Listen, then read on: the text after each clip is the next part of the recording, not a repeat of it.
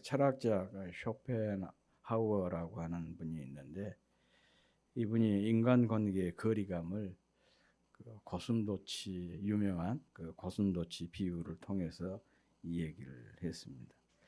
추운 겨울날 고슴도치들이 모여가지고 어떻게 하면 그 추위를 이겨내 볼까.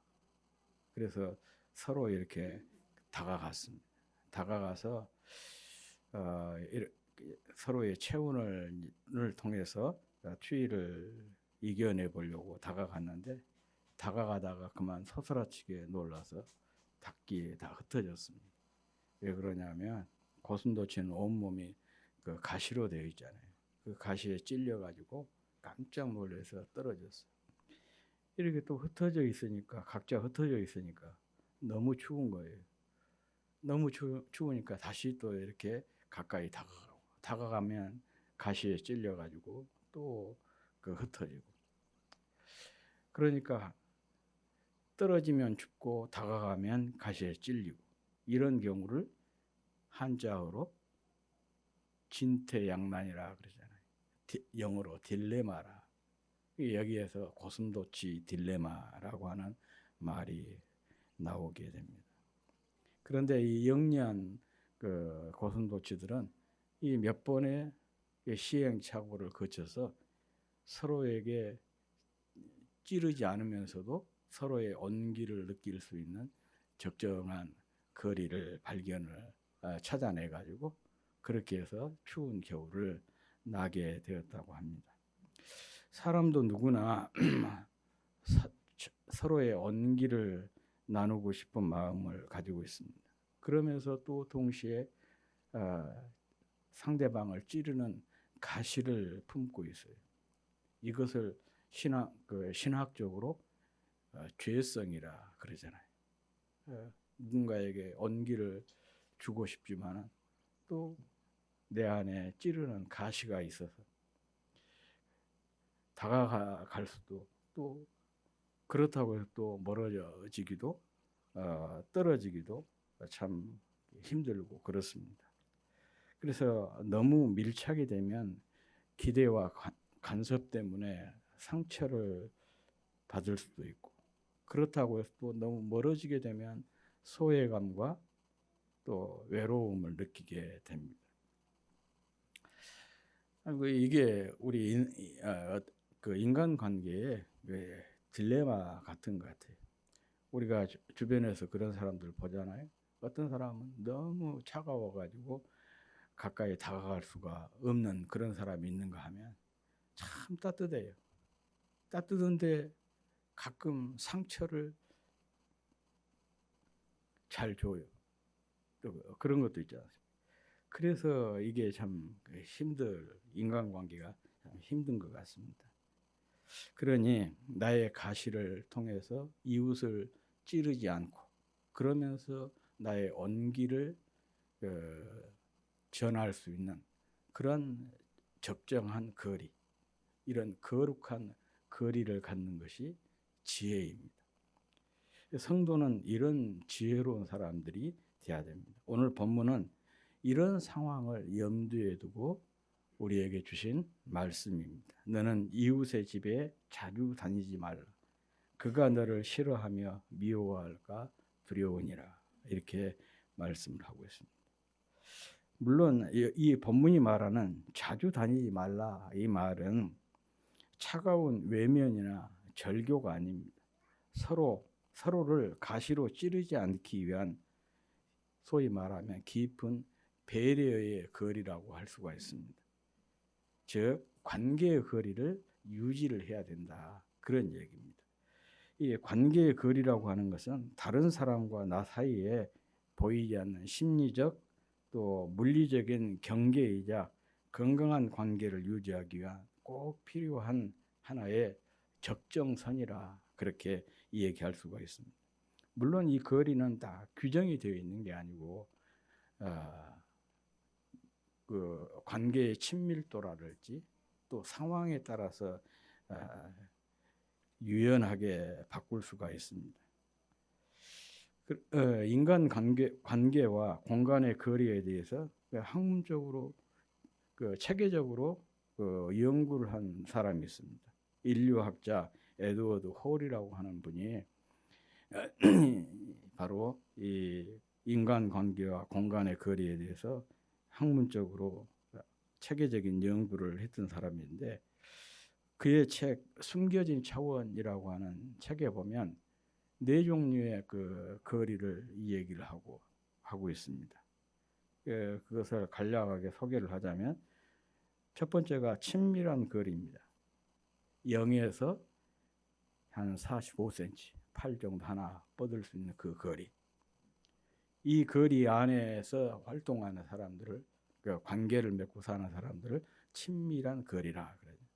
가족이나 또 연인이나 아주 친한 친구 등 깊은 신뢰와 신체적인 접촉이 허용된 그런 관계 속에서 이루어진 거리, 이것을 친밀한 거리라 그래요. 두 번째가 개인적 거리라고 해서 45cm에서 1.2m, 양 두 사람이 이렇게 손을 뻗어서 닿을 수 있는 그런 거리입니다. 일상적인 대화를 나눌 때 유지하는 거리, 그리고 사회적 거리, 우리 코로나 시대 때 많이 들었던 그 표현이죠. 사회적 거리. 사회적 거리는 1.2m에서 3.6m. 공식적인 업무나 비즈니스 관계, 또 처음 만나는 사람들과 사이에서의 그 유지하는 그 거리를 1.2m에서 3.6m 정도, 사회적 거리라 그렇게 정의를 했고, 마지막으로 공중적 거리라 그랬습니다. 3.6m 이상입니다. 강연자들의 청중처럼 다수의 사람을 대할 때는 이렇게 거리를 적어도 3.6m 이상 두고, 우리 교회 3.6m가 못 되죠. 그러니까 설교하는 사람들이, 저도 부담이지만 다른 목사님들도 우리 교회 와서 설교를 하면 굉장히 부담스럽다 그러더라고요. 너무 가까워가지고 많이 이렇게 막 쳐다보니까 엄청 부담이 된대요. 이게 이제 소위 말하면 공중적인 거리라 그렇게 정의를 했습니다. 이 인간 관계에 있어서 이 배려의 거리가 필요한데, 관계의 친밀도가 바로 이 거리를 결정짓는다라는 것을 홀의 연구를 통해서 우리가 확인할 수가 있습니다.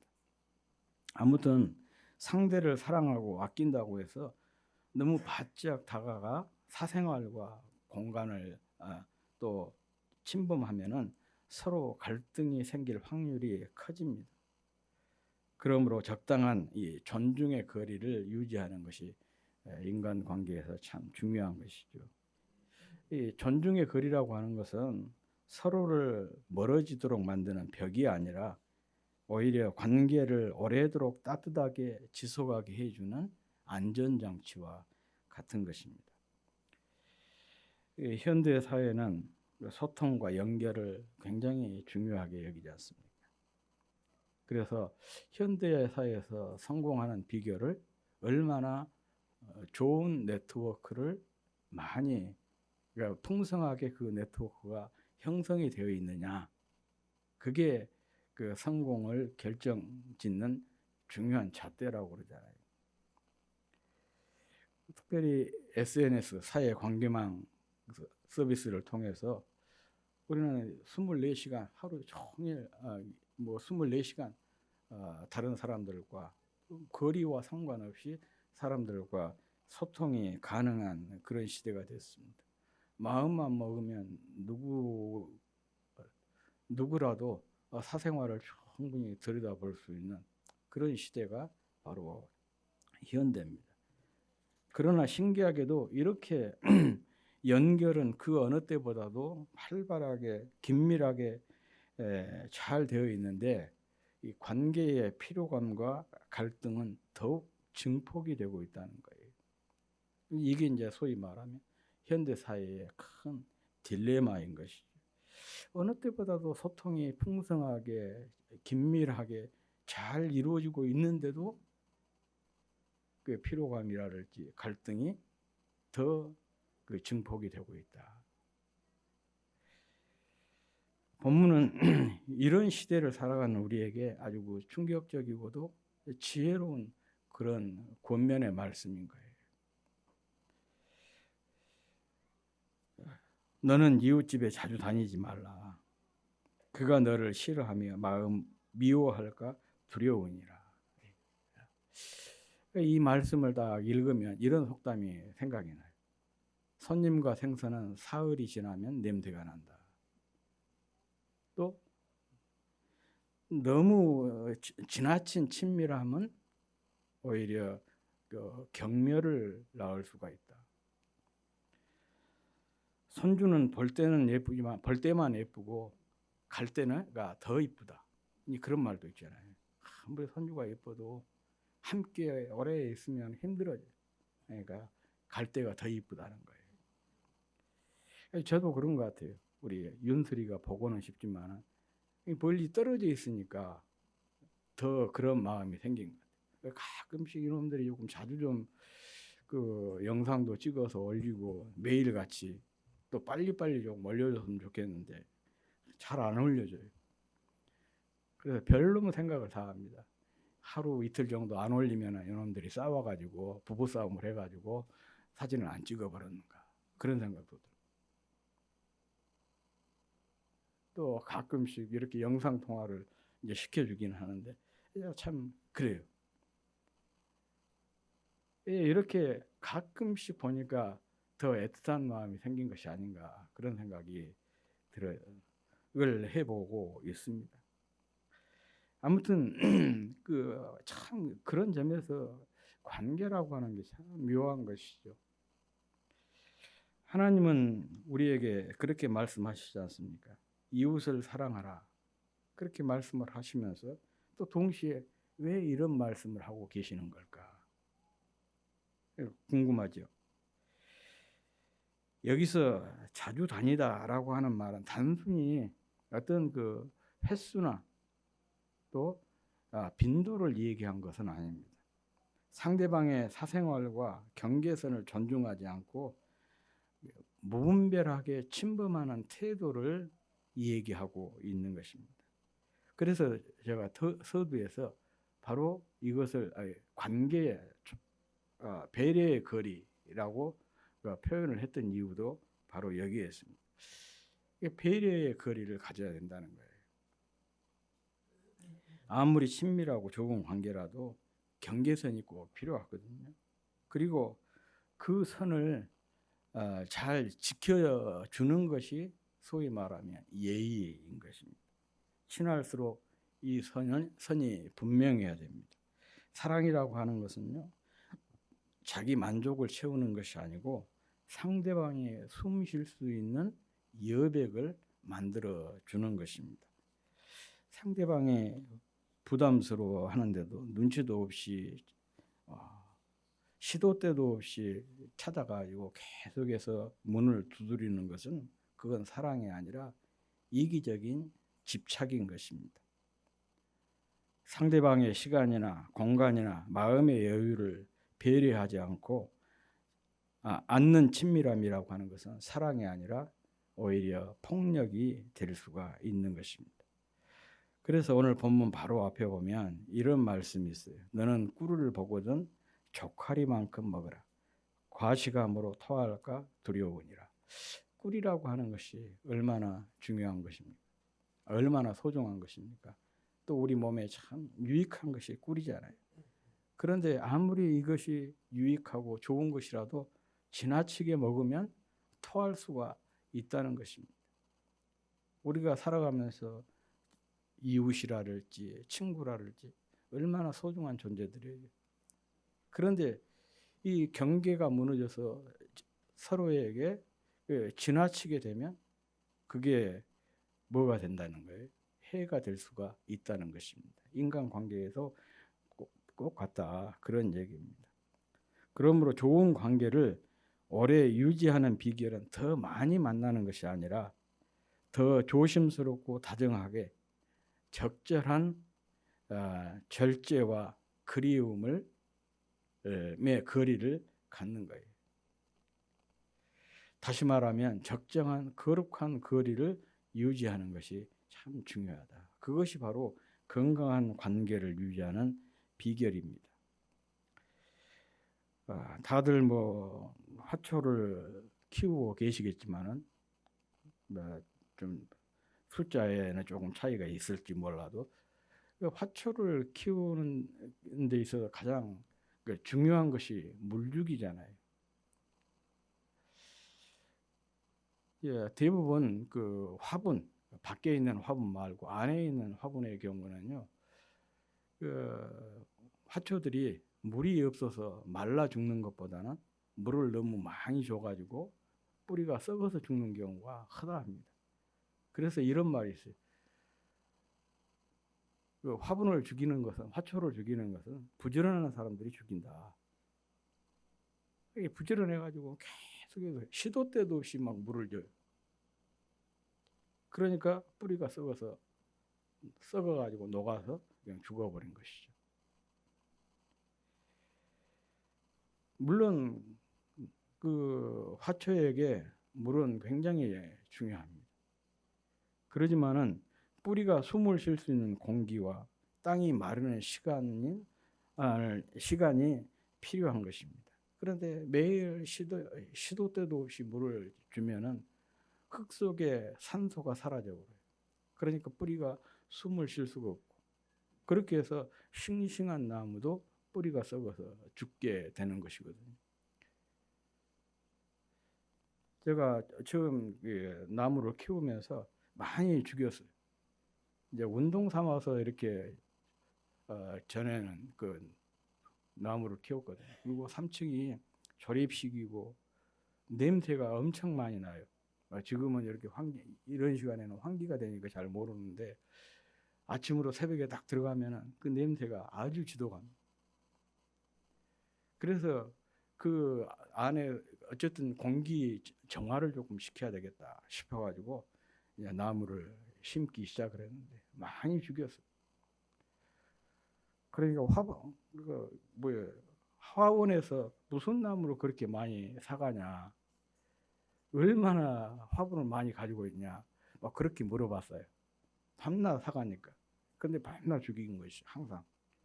그 이유가 뭐냐면 물을 너무 자주 준 거예요.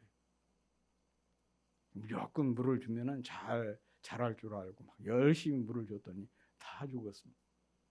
어느 날 어떤 분이 그러더라고요. 이 얘기를 팁을 준 거예요. 자주 주지 마라. 나무가 그냥 거의 시들시들 할 때까지 기다렸다가 줘라. 차라리 그렇게 하면은 안 죽인다는 거예요. 그래서 이제 그렇게 했더니 요즘에는 거의 안 죽이고 잘 살리고, 심지어는 이제 이런 것도 잘라다가 물에다 꽂아 놓으면 그 번식도 많이 시키고.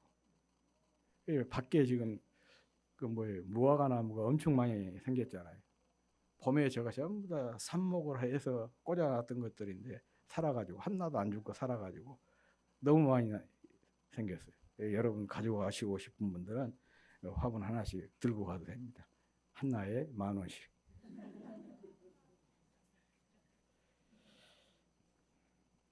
그래요. 그래서 그 인간관계라는 것도 마찬가지입니다.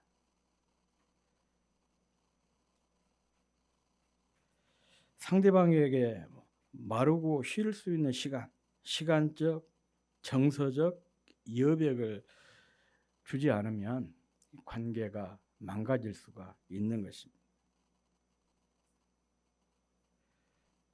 사랑은 물을 주는 것뿐만 아니라 스스로 자랄 수 있도록 기다려주는 여백이 참 중요한 것입니다. 그러므로 건강한 관계 유지를 위해서는 이 기다려줄 줄 아는 여백을 갖는 거예요. 그 여백이 무엇이냐? 그거에 대해서 한 몇 가지로 이 얘기를 하고 오늘 설교를 마치겠습니다. 첫 번째가 상대방의 경계선을 잘 지켜주는 겁니다. 아무리 사랑하는 가족 사이라도 이 지켜야 될 선이 있죠. 경계선이 있어요. 오히려 가까운 사이일수록 건강한 경계선을 세워둘 때 그 관계가 더 오래도록 친밀하게 유지가 될 수가 있는 것이죠. 두 번째는 관계 쉼표를 잘 찍는 것입니다. 자주 찾아가는 것만이 능사가 아니라 적당한 거리, 또 적당한 시간, 적당한 빈도를 두고 만나는 것이죠. 그 쉼표라고 하는 것은 마침표가 아닙니다. 더 깊고 평안한 다음 장으로 넘어가기 위한 하나의 그 장치예요. 음악에서도 반드시 쉼표가 있지 않습니까? 쉼표도 하나의 악보라고 그러잖아요.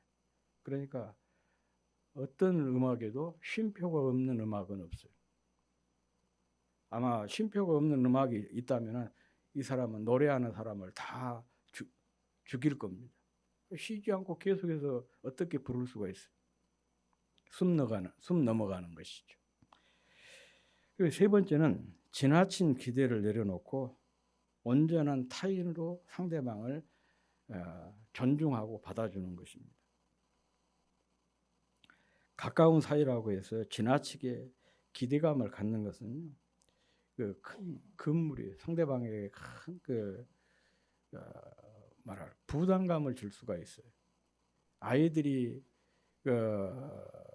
잘못된 경우가 가끔 그 잘못된 아이들을 보면은 무엇 때문에 그러냐? 부모의 지나친 기대감에 스트레스를 받아가지고 감당을 할 수가 없으니까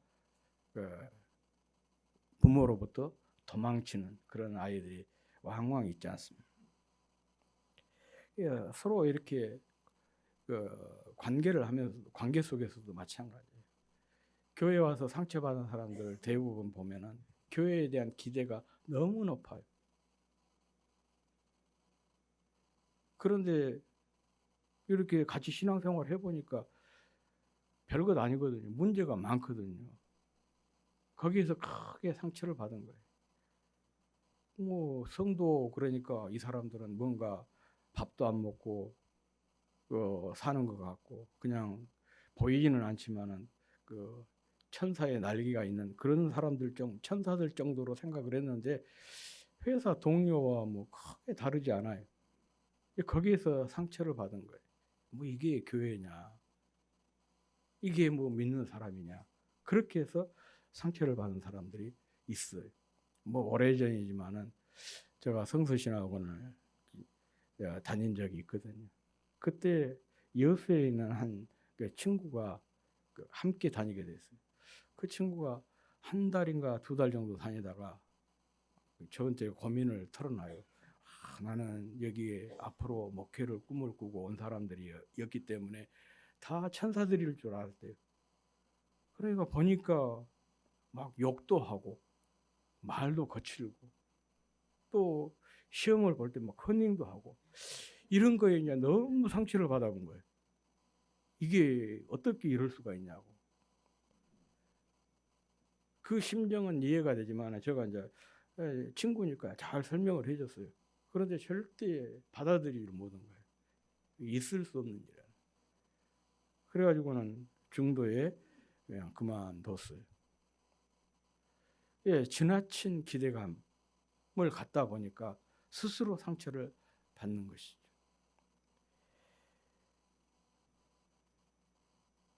이런 지나친 기대감을 내려놓는 것이 참 중요합니다. 반면에 상대방이 나와 다른 생각을 가진 독립된 존재임을 늘 존중해 주는 것 또한 중요해요.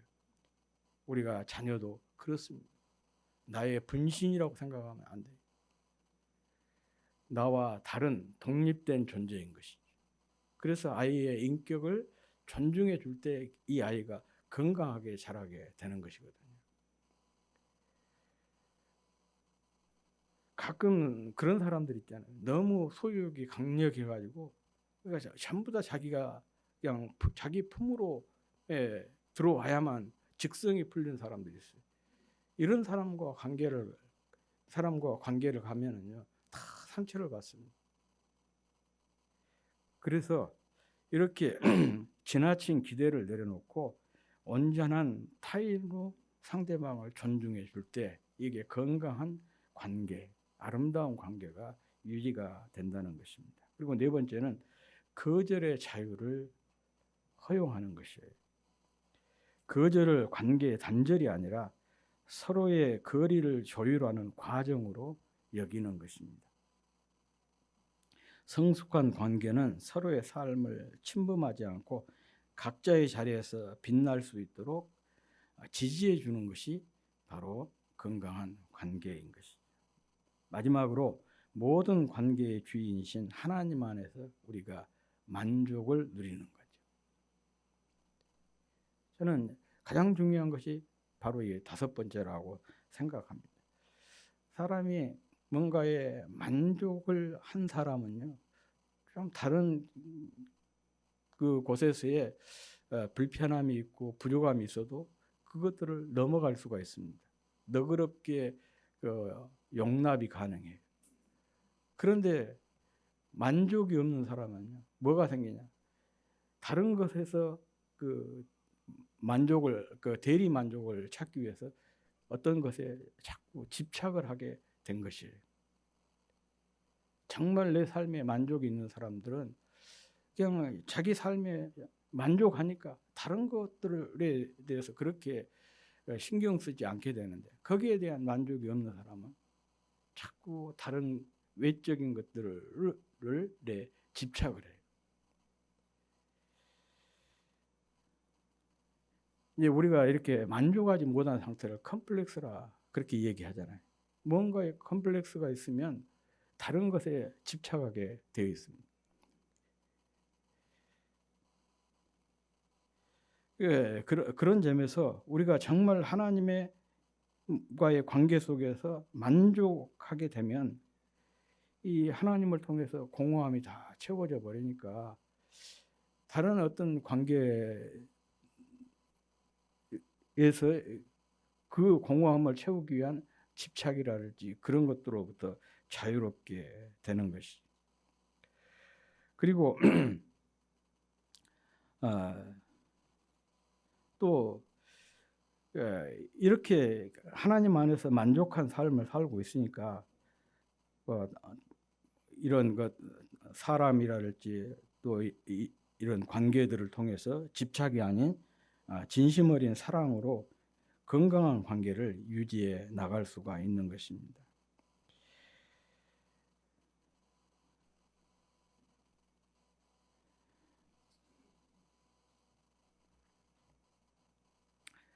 그런 점에서 우리가 신앙 안에서 주님을 통한 우리 인생 모든 관계의 주인이신 하나님 안에서 우리가 하나님의 사랑으로 또 하나님께서 우리에게 부어주신 그 은혜로 은혜의 풍성함으로 우리 안 인생 우리가 충만하게 채워질 때 다른 사람들과의 관계에 여유를 가지게 되고 앞서 말씀을 드렸던 이 여백을 가지고 만날 수가 있는 것이 다른 사람에게 내가 여유가 있으니까 다른 사람에게도 너그러워질 수밖에 지게 되는 것이죠. 그런데 내 안에 채워지지 않으니까 이 관계를 누군가를 통해서 채우려고 하다 보니 집착하게 되니까 그 사람에게 무엇을 안 준 거예요? 여백을 안 줘버린 것이죠. 그러니까 상대방이 나로 인해서 지치게 된 것이죠. 아무튼 좋은 관계라고 하는 것은 서로를 구속하지 않으면서도 언제든 마음으로 의지할 수 있는 여백이 있는 그런 관계인 것입니다. 이것을 서로 지켜주는 것이 사랑이고 성숙함인 것입니다. 특별히 교회는 더 그런 것입니다. 교회는 기다려주는 것입니다. 목회도 그런 것 같아요. 나이가 어렸을 때는 조급한 마음이 있었어요. 그 조급한 마음이 있다 보니까 사람들에 대해서도 상당히 늘 뾰족해 있었습니다. 왜 내가 뭐 그런 말 할 자격이 없는데 이제 지금 생각하면 그 당시에는 그랬어요. 왜 저 모양일까? 왜 이렇게 늘 예배를 드려도 변한 것이 없을까? 그게 불만이었고, 이런 목회를 계속 해야 되냐? 그런 생각도 그런 생각을 하면서 스스로 낙심을 하기도 했었습니다. 그런데 이제 지금은 그런 마음으로부터 자유로워졌어요. 그냥 여유를 가지고 기다려주는 거예요. 내가 안달을 한다고 해서 되는 것이 아니잖아요. 하다못해 나무 하나도 내가 여기에 조바심을 갖는다고 해서 이 나무가 자라고 잘 자라고 뭐 잘 건강하게 되고 뭐 그런 거 아니에요. 내가 할 도리 최선을 다해서 하면서 기다려줄 때 이게 건강한 나무로 자라고 또 시간이 되면 꽃을 피우기도 하고 열매를 맺기도 하고 그런 것이죠. 더더군다나 사람은 더 그렇습니다. 그리고 이게 진짜 그 사람에 대한 배려인 것이고 사랑이라는 것을 요즘에 조금씩 깨달아 가고 있습니다. 아무튼 여백이 아름다운 관계의 여백, 적정한 이 거리를 거룩한 적정한 거룩한 거리를 두고 아름답게 신앙생활을 꽃피워 갔으면 참 좋겠습니다. 그래서 주님이 기뻐하시는 교회, 또 이웃에게 기쁨을 주는 그런 교회를 우리 모두 만들어 갈 수 있기를 주의 이름으로 축복합니다.